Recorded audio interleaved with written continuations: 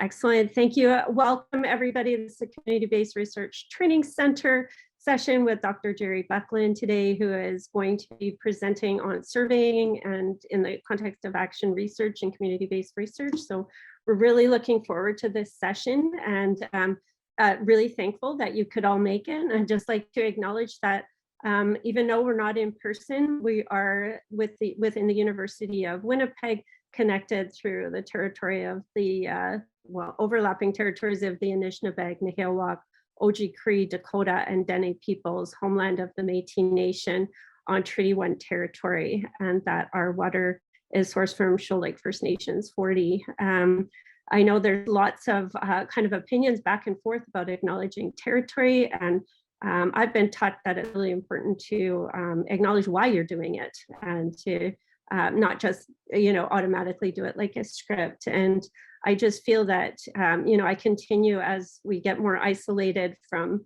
with Omicron and things like that, that being connected to place and each other grows incredibly challenging. And that just, how important it is just to keep reaffirming what our connections are and our responsibilities to place and people. So that's a little bit about, why I do it. And it's also one of the fundamental values of the Community-Based Research Training Center to acknowledge our responsibility to territories. So again, thanks for coming. And what I'm going to do is to pass to Dagen, who is our one who does everything for the center. The title has changed. We'll call him God of the Center for now, and that you can maybe help us with some housekeeping and an introduction for Dr. Buckland. For sure. Thank you for the kind introduction, Jeannie. Hello, everyone. Thank you so much for coming. And thanks, Jerry, for tackling this topic. And so I'll try not to take up too much time before we can begin. But just some housekeeping. This session is going to be recorded. Specifically, Joe, just the presentation portion. Once we get into discussion and Q&A at the end, I will be ending the recording. As well, in the editing process, I'll make sure to remove any participant video or audio. So that shouldn't be a concern, but if you still do have questions or worries there, just reach out to me and we can make sure it works. There's a number of sessions that we're going to be offering this upcoming winter. So I'm just going to put a link in the chat to our full schedule. As well, we're piloting sort of an advanced registration process. So if there's a number of sessions you're interested in, but the registration links aren't live, there's a Google form you can fill out, and I will follow up and register you for the sessions once I can. As well, I think two final things. When you leave the Zoom call, you will be prompted to fill out a brief sort of like feedback form survey. No pressure to actually do that, but if you do have 5 minutes, it is appreciated to always just have a sense of, are we offering programming that is working for folks? What can we do better? How can we continue to improve our online events? And sort of the format for the session will be Dr. Buckland will present, and then we'll shift into a Q&A near the end. So if you have questions, feel free to put them in the chat. I'll be monitoring that, and we can come back to them. And I think that's everything I needed to cover. And I'll pass it over to Jerry to introduce himself and introduce the session. And thanks again, everyone, for coming. Thank you so much, Dagen. And thank you for all your organizing, Jeannie. Thank you so much for the opportunity to speak to this group today. Great to see everyone. And my topic for today is very much based on work that I've been doing for quite a while, and that is some tools that can be used to do more of an action research-based approach. And I think it ties in very nicely with the center, the focus on community-based research, and I hope that it's useful for you. I try to focus my presentation, but I think I've maybe not focused it quite enough because I kind of draw on a lot of the research I've done over the years. So I've actually been doing sort of action research, and I'll define my term in a sec. But I've been doing this for, I was just counting up, 36 years, so quite a while. Now, I mean, it's varied over time, but I mean, I was actually trained as, I mean, I'm an economist by training, and in economics, for those of you who are in economics, you know that the main form of research methods in economics is econometrics. And econometrics is sort of, economics oriented stats, which you assume you've got large data sets and you're basically applying economic statistics to these large data sets. But when I started doing my research, which was back in 1986, when I was working for an NGO, a non-governmental organization in Bangladesh, we didn't have massive data sets. And probably more to the point, I didn't really think massive data sets were all that helpful in the work that I was doing, which was through a farming systems research project with the focus on resource poor farmers in southern Bangladesh and trying to figure out ways to support them in their farming systems. So I've just kind of stuck to this approach, and I don't know if you find that when you do research, you have sort of a natural inclination with your research or not. I seem to have that, so I just sort of go to this more natural to me approach to research, and sometimes it serves me well, maybe sometimes not so well. But so that's my plan for the presentation. I'm going to go to my slides. And I think that when I show my slides, I might not be able to see you. So if you have any questions as we go through these slides, please, if you could just turn your audio on and let me know, or maybe you can let Dagen know, however it works for you, that would be great. And so there's my title, Surveys and Other Methods for Action Research. And thank you, Jeannie, for your land acknowledgement. So I won't repeat it. I agree with you. The why is so important. And one of the reasons why I think land acknowledgement is so important is that it ties in with the Truth and Reconciliation Commission's work. And I'm very attracted to number 55, call to action, which calls for the increase in the number of the amount of data that is aggregated in such a way that we can understand the experience of Indigenous people in the economy and in financial world. Why? Well, because by doing that, we will better be able to address challenges that Indigenous people face. My own work in financial inclusion, financial literacy, I have to say the disaggregated level of data is very poor. I look at the United States, they have much better, I'm not talking about action research now, I'm talking about national surveys. They have much better disaggregated data, and they're able to say a lot more about how different groups within the US experience financial inclusion, et cetera. But in Canada, we don't. So this is something I think is an important why. So I want to,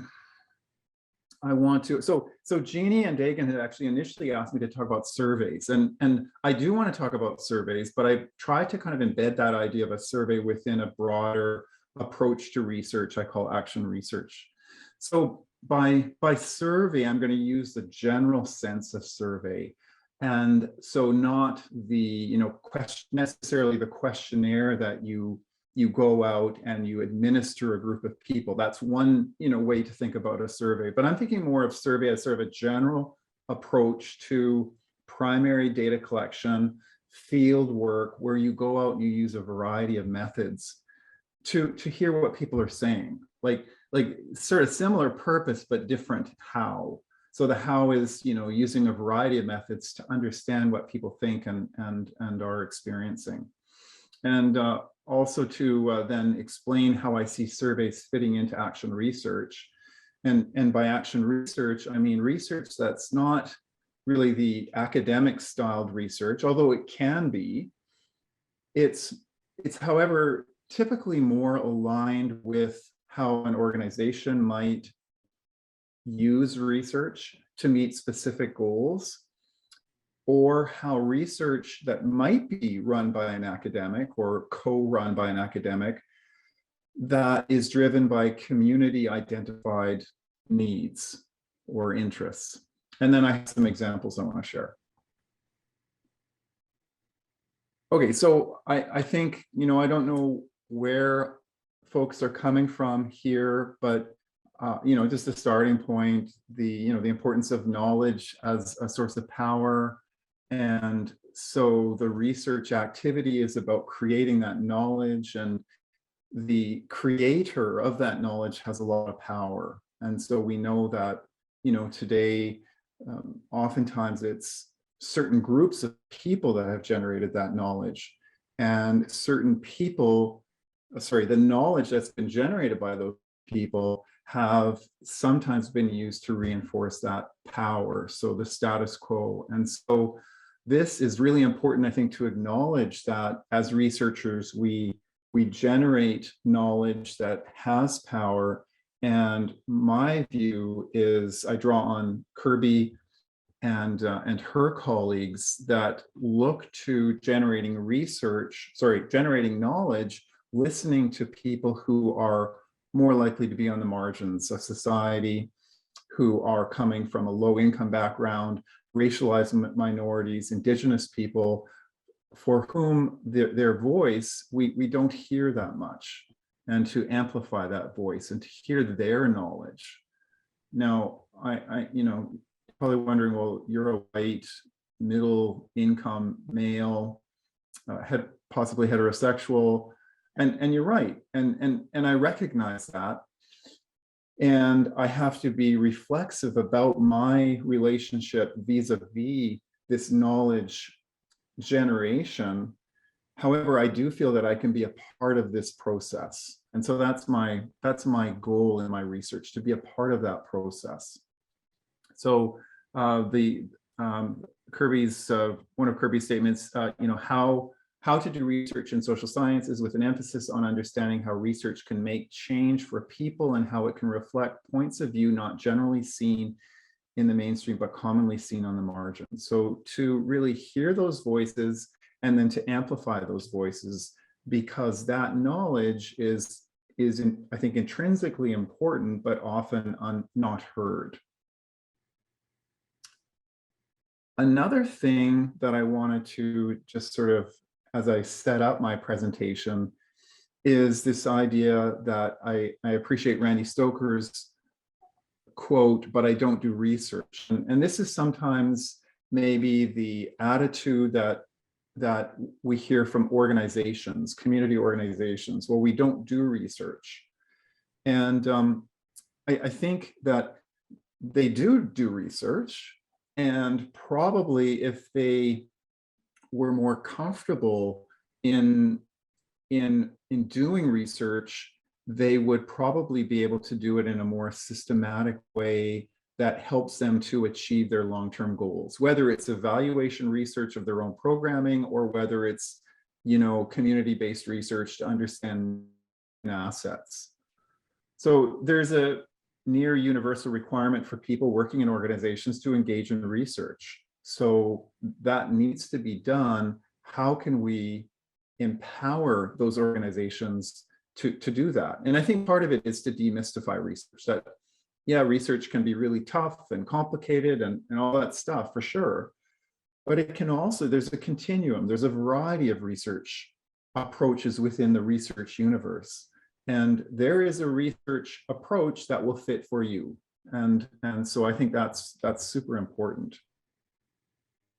So it's not, research is not confined to universities. It's not some mysterious or mystical process that only certain people can understand. It is done and can be done by organizations to plan, assess needs and assets, and to evaluate. It is driven by a social, economic, political situation problem that person or persons are concerned with. And it's applying some set of systematic tools to address that problem or situation. And another point Randy makes, which I appreciate, is another reason why saying, well, I don't do research is maybe stopping you before you really get started, is the idea that probably you need resources to do your research. And as many of us know who do research, funding is very competitive. And so to do research, you need to get those resources, which includes funds, but it also includes people who are capable of doing that. And so this is another reason why it's so important for organizations to identify research as a key, priority, and then figure out ways to get those resources to do the research that they need to do. And also, social action is complex. It is complex to address, for instance, homelessness or financial exclusion, or various other social problems. It's also complex to understand how current programs run and what are their outcomes.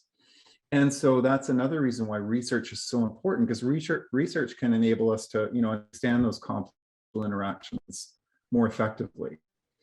It provides evidence to support the analysis of the problem and or evidence to support the program.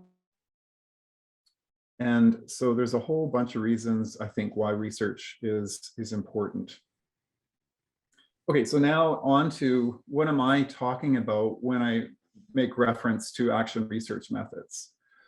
Well, I've used this term surveys in a very general sense to include a whole series of tools that can be used. And that could include questionnaires. And when I say questionnaire, I typically think of a set of questions that can be, where the answers can be quantified. So questions are coded, they're sort of closed in terms of their focus. And the purpose of the questionnaire is really to get some quantitative data about certain issues. Interviews are another important approach to surveying, and that those are probably similar type of questions, but they're open-ended. They're looking to hear from the participant, the person, the client, about their thoughts, the whys and the wherefores. And then of course group discussion, including a focus group discussion or other group discussions that allow for both the individual to share their stories and their ideas, and for there to be interaction among members of the group to hear that conversation, to learn from that conversation. And then I think there's so many other options in terms of the sort of a survey approach that is really only limited by our imagination. Like, I think there's just a ton of ways in which we can set up different types of surveys, different types of field work that use simulation exercises. Like I did a method a few years ago. It's called the Ideal Bank, and I had a couple of focus groups talk about, if you could design a bank, what features would you like? And it was really interesting. I learned some very interesting things from that particular tool. And so I think there's just so many options in terms of how we could do surveying and field work. And it really depends on the goals of the research, how we decide to put those tools together. So sometimes people think, well, does that mean it's sort of loosey-goosey? Is action research methods sort of a loosey-goosey thing that, we can't really rely on the results of? No, I think that action research methods is a rigorous approach to research. And it's a rigorous approach to research because we use a series of methods. In some cases, you might be familiar with the mixed methodology approach. So there's a whole, I guess, school now that crosses disciplines called mixed methodology. And the mixed methodology, school advocates for using different types of methods, some quantitative, some qualitative, for various reasons. And so, for instance, one of the reasons why people advocate the mixed methodology is because it allows us to improve the validity of our results. So sometimes you hear the term triangulate. So, you use a questionnaire and a focus group and a interview, and you get results from each of these, and then you compare them. And if you see the results are consistent across all three methods, then that lends strength to the validity of those results. On the other hand, if you're seeing tension in the results across those methods, then that would suggest that your validity work needs a little bit more focus. So maybe go back and do some more of the same, or maybe add another method until you can come to that point where you see some common ground across those methods. So that kind of the idea of triangulation is important. I mean, the other thing about combining qualitative and quantitative research, John Cresswell uses this expression, it combines data with stories. And that combination of data and stories is a very powerful combination. Data on its own can be, influential, but can sometimes lack that power associated with the story, really. And on the other hand, having just the story can help us to understand, I guess, the whys and the hows, but it doesn't necessarily tell us if it's representative of a larger group. So combining the data and the stories through using mixed methods can bring us the data and the stories and make our case more convincing. And the other thing about action research methods is that it's very well aligned, I think, with participatory methods that seek to bring participants into the research process in a way that's beyond simply responding to questions. So where they can be brought in to perhaps help to define the research and help to guide the research. So it's going beyond the participant as the object of the research. The participant can become a part of the research. And again, it depends on the purposes of the research, the goal of the research, whether that's relevant or not. So action research methods does have a connection with many professional and social science research practices. I know in sociology, I'm not a sociologist, but I mean, when I look at the mixed methodology and action research methods, a lot of it seems to be coming from sociology. And surprisingly, there is a little bit of work in economics. Economics, as I mentioned, is very focused on econometrics, which is a very, data-centric, empirical approach to research. But there is, a little bit of mixed methodology and action research that goes on in economics. Other ones as well, and I'm sure many of you are aware of. Again, so Berg, an action research proponent, talks about that it's really rigorous, but also reflective and interpretive approach to empirical research. So it's rigorous and it seeks to understand people's whys and hows, not focus strictly on the positivist perspective where the participant is the object of the research.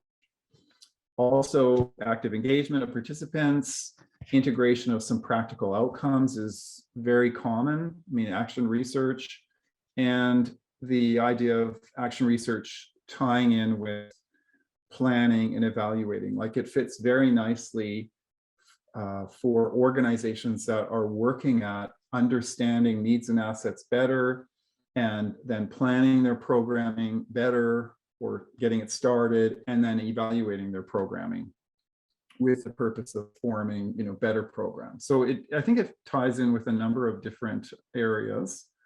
So some of the assumptions and values: democratization of knowledge and production, of knowledge production, ethical fairness of benefits of knowledge, an ecological stance towards society and nature, appreciation of the capacity of humans to reflect, learn, and change, and a commitment to nonviolent social change. So those are a set of common assumptions and values in action research methods, not necessarily followed by everyone, but I think these are common ideas. Okay, so now I'm going to go to a couple of examples from my own work, and hopefully this will give a little bit clearer idea of what I mean by action research methods. So one of the areas I work in is project evaluation, and I do project evaluation. This is something I've been doing for quite a while. I'm not a regular, I'm not a professional evaluator, but I have done evaluations for many years. And I think action research methods are very well aligned, and surveying field research is very well aligned with project evaluation. So here we have a situation where there's a problem-oriented means that research is focused on understanding the problem. For instance, maybe the problem is poverty, food insecurity, financial exclusion, in order to overcome it. So a program has been set up to address these issues, or perhaps the organization is doing a needs and assets assessment to understand these problems. And here's where we can draw on action research methods. And the action research approach is applied in nature. That's it. Its nature is to be applied. It's also less abstract. So it ties in very nicely with either helping with needs and assets assessment or helping with program outcome evaluation. So in this case, research might be guided by an NGO, a local organization, a community group to assist them in overcoming this. And so that it could be organized in various different ways. So, I mean, if it's a program that's run by a specific organization, then they can run this. On the other hand, perhaps a community group wants to have a certain research topic explored, and then they can, pull together the people and the funding to go and do that. And I'm going to talk about an example of that in just a sec. So evaluation is a good example of action research methods in application. And the project evaluation approach is so action research methods can tie in with the program cycle. It can help with identifying needs and assets. It can contribute to planning a program, respond to the needs and assets. It can help to monitor the program once it's implemented, and then evaluate the program's outcomes, which can then either be summative if the program's finished, or formative if it's information that organization wants to inform a better program. And so here's the project cycle idea here. So action research can help to assess the need. So if Winnipeg wanted to work, if some organization in Winnipeg wanted to work very intensively on homelessness, and I know there are organizations, right? But let's say they got more funding or something. So maybe they want to do to assess needs. And of course, we don't want to use a deficit. We want to use a we want to use a strengths-based model. So that's why I usually put need and assets together, because people don't just have deficits. But so action research can help us to assess that need.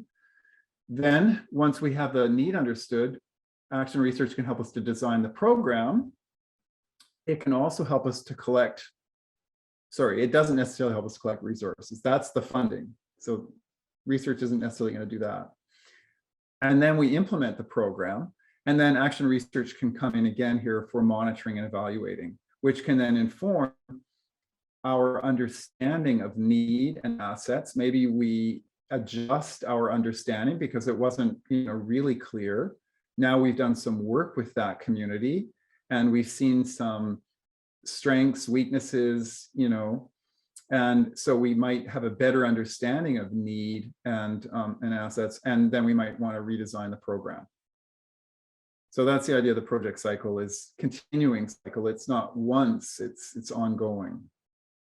And so the action research approach works very well. Another well, in a program that I was involved in, a couple of programs I was involved in, we were looking at training programs, like communications training programs, and evaluating them and seeing how well these training programs were working for the folks who were getting the training. So, a very common approach, was to use this action research methodology. We had a questionnaire. We had to keep we had a limited budget, so we had to keep things pretty simple. So we had a questionnaire, and it was, like I said, quantitative, coded style questions, closed-ended questions, and then we had an interview, which were open-ended. And then we had a couple of focus group conversations. And so here we were able to do that, triangulation and look at the results from these 3 different methods and see if we were seeing tensions. And there was good consistency across the results, but there were some tensions, which were actually kind of a source of real interest.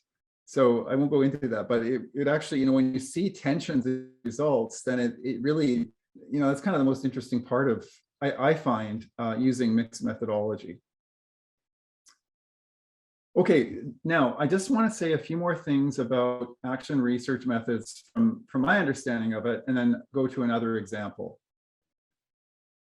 Okay, so another feature of action research methods is that typically it emphasizes collaboration. So working together, on a joint intellectual effort. Collaboration can occur between any number of stakeholders, academic community, policymakers, participants.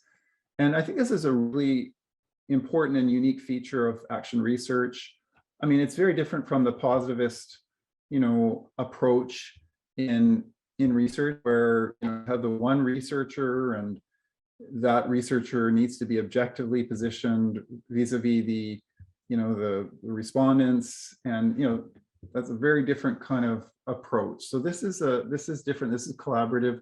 It ties in. It aligns well with interdisciplinary research. It ties in well with community-based research. And so, but why collaborate on research? Well, when you bring people together affected by an issue in order to inform them to improve their lives, like when you bring different people together, you get these different, vantage points. And, again, this kind of mixed thing enables you to see the situation, the problem, I think, from a more holistic perspective. And it doesn't mean it's a simple perspective. In some ways, it might be more complicated, but it makes it more interesting. So I think collaboration is super important.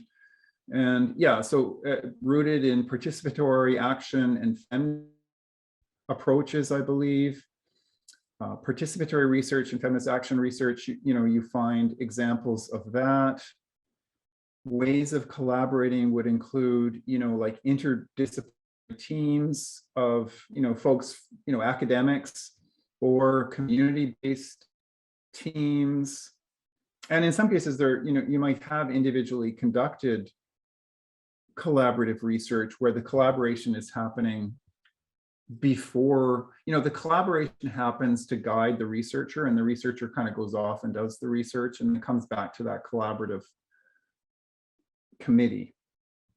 Now the values are inclusive, bringing perspectives forward, and possibly interdisciplinary. So Fairburn and Fulton years ago, argued that the university reward system works against interdisciplinary research. I mean, I think this is less the case today because there is a more awareness of the importance. I mean, certainly SSHRC is very aware of the importance of interdisciplinarity, and there are more and more journals that are interdisciplinary in their scope. So I think this is less of an issue today than it was years ago.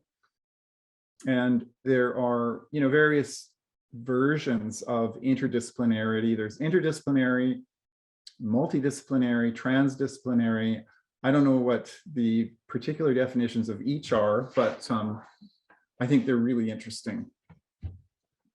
Okay, so my second and last example is, now this one's a little bit extended, so pardon me if I kind of talk a lot about this particular example, but I wanted to talk a little bit about work that I've done on financial inclusion. And so this is, I would describe, it certainly began as community-directed research. So by, so I'm saying, I think I'm trying to argue that this is an example of action research. It's coming from the community. You'll see an interdisciplinary dimension to it. we were seeking to inform community organizations about this issue. So basically, back in 2001, I don't know if folks were around, but at that time, Tom Carter from Geography led a SSHRC-funded project called WIRA, Winnipeg Inner City Research Alliance. And they got some really good funding from SSHRC over the years. And they put out a call to community organizations for requests for funding for community-based issues. And there was a group based in the North End, which was called the Alternative Financial Services Coalition. Alternative Financial Services Coalition. It was a network. Two of the key organizations within the Alternative Financial Services Coalition were North End Community Renewal Corporation and Seed Winnipeg. And they put in a request to have research done on the phenomenon of the growth of payday lenders and pawn shops in the North End, and also the decline in the number of banks. So what Tom did was then he put a call out for academics from the university who were interested in doing this research on this. So I put my name in, as did my colleague Thibault Martin, who at the time was in sociology at U of W. He since went off to the University of Quebec, and I'm sad to say he passed away a few years ago. I had an incredibly awesome time working with Thibault, with our student and community research assistants, looking at what was going on in the North End with respect to what I generally call financial exclusion, but what the community folks were seeing as of payday lenders, pawn shops, and the decline of banks. So they identified the problem. We went in and did some research in collaboration with them, and came up with some really interesting insights about what was going on, and we got some publications out of it. I did some other research. This one was funded by the Manitoba Research Alliance, actually. So this was looking at inclusion and Manitoba Indigenous peoples. It was a case study looking at urban, rural, Indigenous cases. So that was another. Now that wasn't really responding to a call. It was more building on past research. I think still trying to be driven by community interests. And so those are a couple of examples. And I think this phenomenon is still the phenomenon of financial exclusion. So I'm going to kind of dig into financial exclusion a little bit for a minute. This phenomenon is still, I think, a community-based issue. And I don't know if you've seen, well, these are two different stories that came out in the media in the last year and a half. The more recent one, Vivian Ketchum was interested to open an account at a downtown Bank of Montreal branch. And her interest was piqued when she saw a poster outside at the door about, I think it was reconciliation starts here. I think that was the poster she saw. So she went in to find out about opening an account, and she not only couldn't open an account, but she was asked to leave. And if I read the story correctly, it wasn't just once, she actually tried 3 times. And this is this is very troubling, I think. Why was she asked to leave? Was it because she's an Indigenous woman? I don't know. I can't read the motives behind the people who asked her to leave, but I really wonder. About a year and a half ago, you might have heard when an Indigenous granddad took his granddaughter into another location, this one in Vancouver, to open an account for her, and they were arrested. And there's all these details about why they were arrested, and I think something to do with a large amount of funds in one of the accounts. if I had a large amount of money in my account, I doubt I'd be arrested. But anyways, it just makes me shake my head and make me realize that financial exclusion is still, I think, very much a reality. And Indigenous people are one of the groups that seem to be badly affected by that exclusion.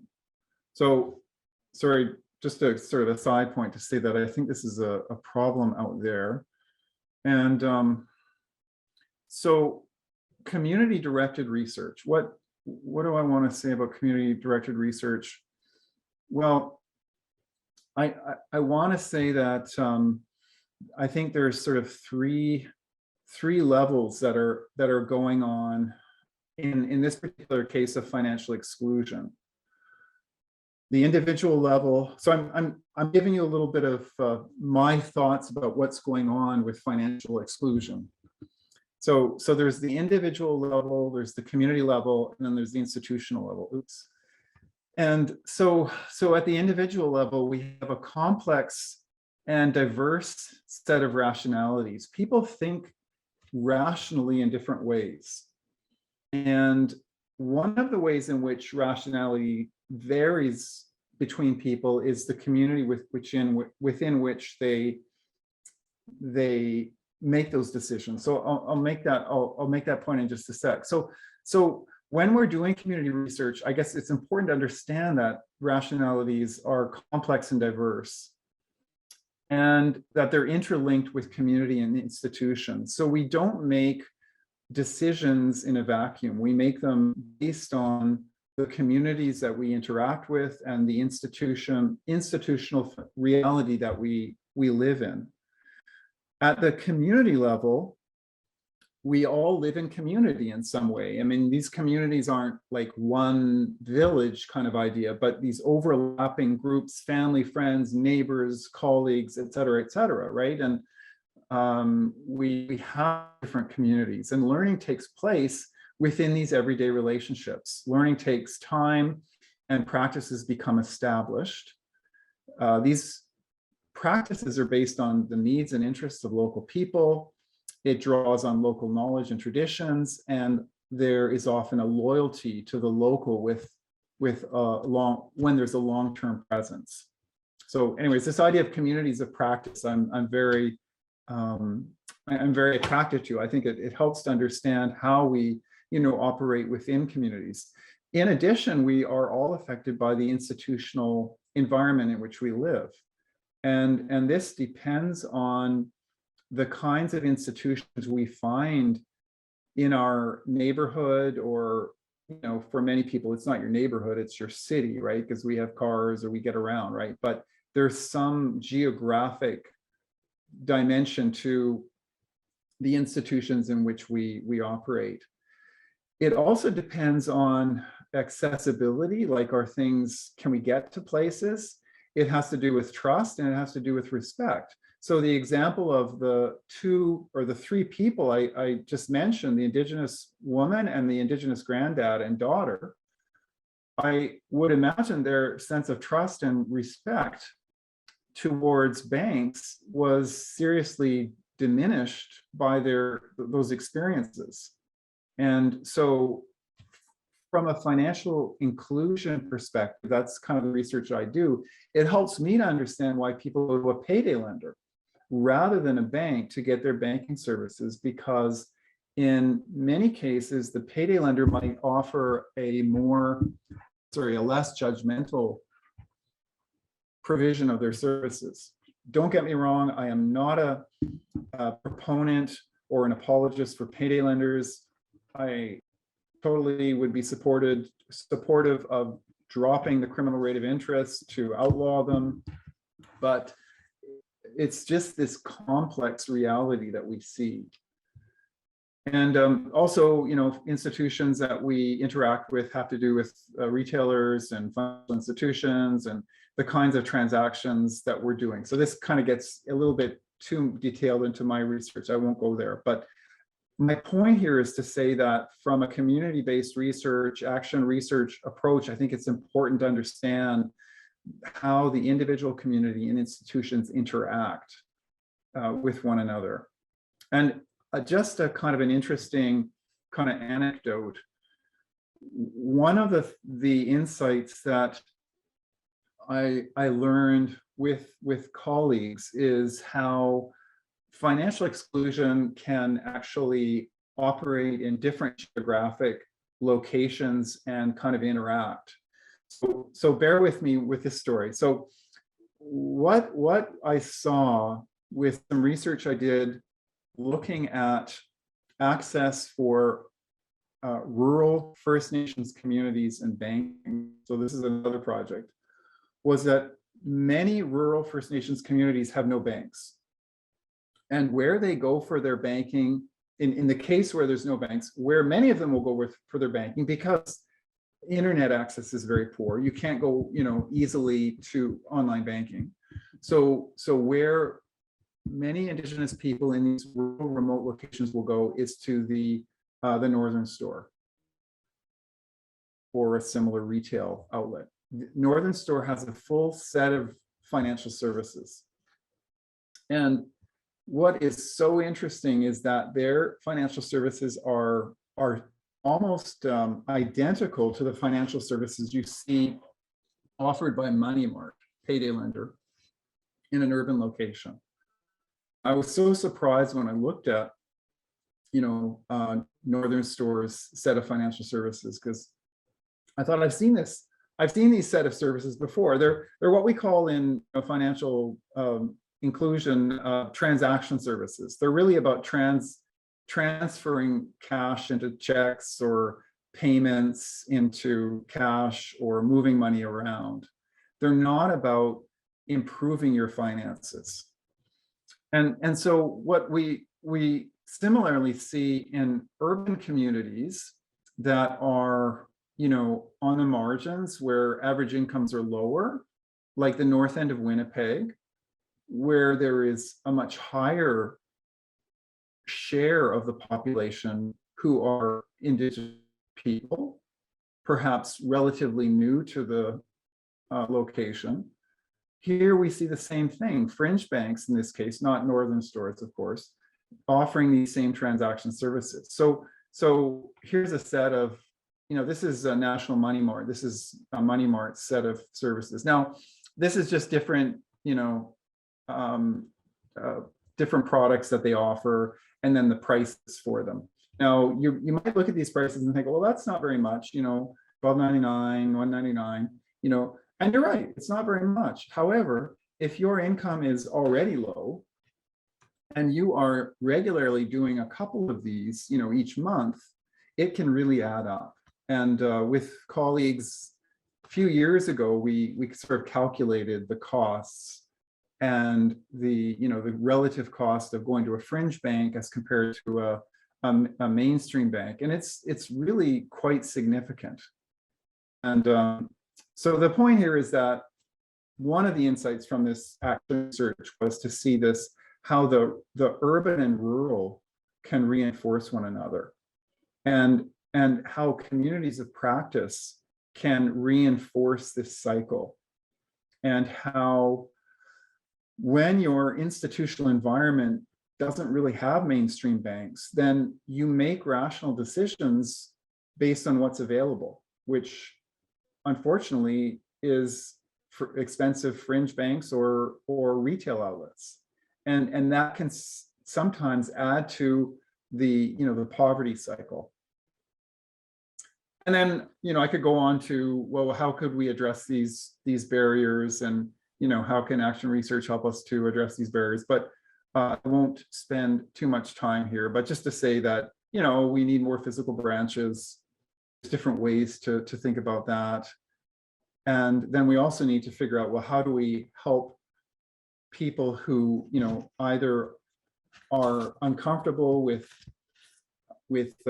distant banking, online banking, either they're uncomfortable or they don't have the technology, or they live in a community that doesn't have sufficient bandwidth. So there's, a variety of ways that this has been thought about. And I was in Australia a few years ago and learned about a really interesting project there. So I'm not sure this is action research, but some colleagues of mine with Indigenous Consumer Assistance Network, that's based in Cairns, they they helped the Commonwealth Bank in Australia, which is the biggest bank there, to set up sort of a problem-solving telephone line directed towards Indigenous Australians to assist them with their banking in Northern Australia, where there is a very large share of Indigenous people living and where many Indigenous people have very poor access to banking. So anyways, this is just to say that there are, a variety of ways to address that. Okay, so thank you very much. I look forward to your questions or comments. And that's it. Wonderful. Thank you so much, Jerry, for